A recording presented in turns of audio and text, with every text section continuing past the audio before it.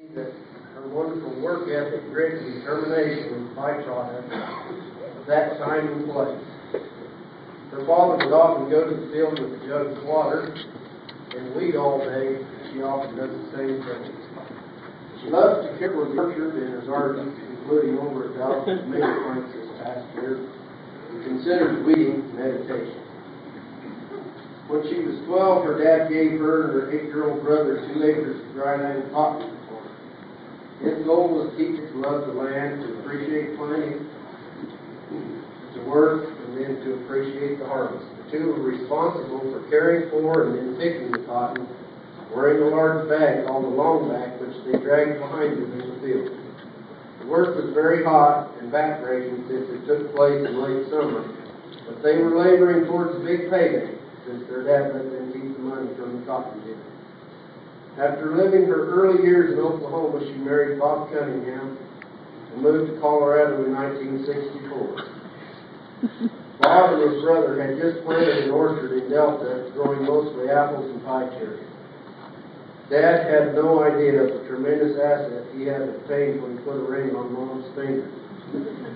Since Scarlet Mesa is a fairly cold location for fruit, Dad and Melvin always worked off the farm, leaving Mom and my aunt to run the thinning crews. Harvest crews numbered up to 50 men and 50 housewives for cherry harvest. One year she felt like the help was hitting the cerveza a little hard at the end of the day, and so she went in and confiscated it, holding it until harvest was over. But the men respected Mom. She was a good and humane person to the help. And just this past year, one of the young guys that worked for us 37 years ago sent her a nice bouquet of flowers. At the same time, nothing went lacking at home. Her yard and garden was always immaculate, and we always got 3 good meals a day.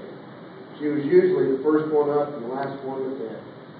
During retirement, Dad planted about 15 acres of peaches at a better location locally. He had 32 varieties and took copious notes on each and its compatibility with her climate. He was the first one to plant the contender peach in this area. The orchard is planted on a small mesa that overlooks Delta County and has a wonderful view of Grand Mesa. One of her UPenn customers referred to it as a little like being in heaven. Since Dad passed away in 2008, Mama stepped up to take over his responsibility. She never seemed intimidated in figuring out what spray is needed. She's learned how to run the sprinkler system, and we kids believe that the orchard looks better than ever. In addition to making decisions on how to care for the orchard, she physically works on every aspect of caring for the trees. She's quite involved with weed control. Needs a lot of medication. Jennifer sells some of her peaches at the red shed in Delta, and very rarely is there a complaint. Mom is a pro when it comes to sorting peaches and works tirelessly in harvest, making sure every box is perfect. When a customer gets a box of Cunningham orchard peaches from Delta, they can be sure that there won't be a bad one in the box.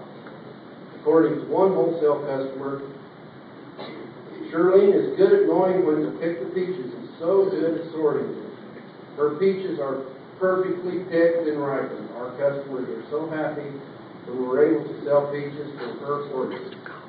The 2012 recipient of the Lifetime Achievement Award is Shirlene Cunningham. Yay!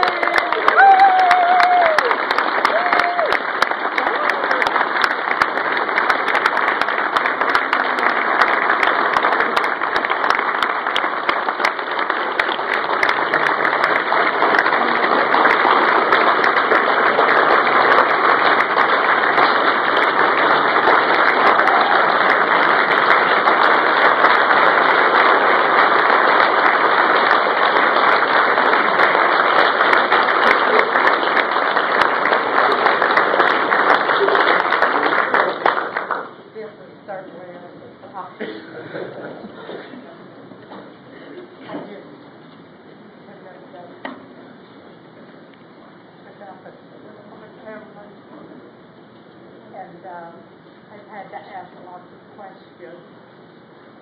from Baltimore, Larry Pommel, and Terry Madden, my son's committee. And